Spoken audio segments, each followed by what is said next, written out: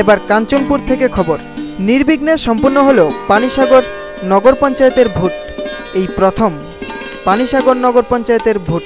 Voter কম থাকায় নগর পঞ্চায়েতের কোনো বুথেই ভোটারদের দীর্ঘ লাইন ধরতে হয়নি। ভোটের দিন ভোর থেকেই ঘন কুয়াশার চাদর দিয়ে ঢাকা। বেলা 10টার পর সূর্য দেখা যায়। দিনের শেষে ভোট হয় 87.87%।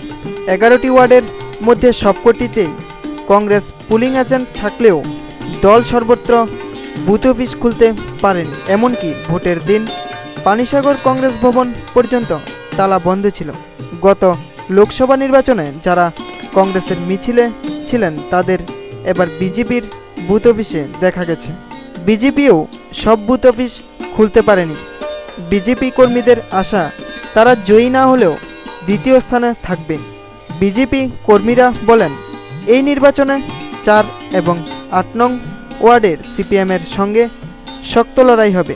স্থানীয় বিধায়ক সুবোধ দাস জানান, বামফ্রন্টের জয় নিশ্চিত। জনগণ শান্তি এবং উন্নয়নের পক্ষেই ভোট দেবেন।